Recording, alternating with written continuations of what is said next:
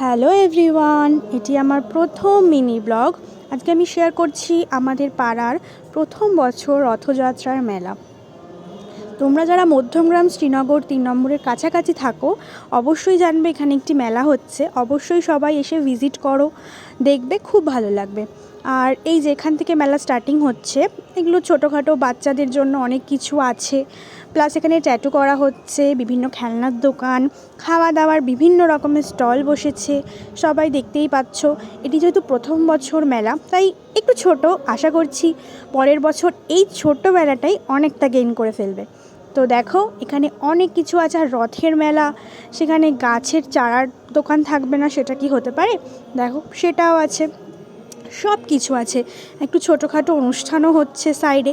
Plus এখানে দেখো জিলিপি ভাজা হচ্ছে গরম গরম। তো সবাই এসো, দেখো কেমন লাগলো অবশ্যই জানিও।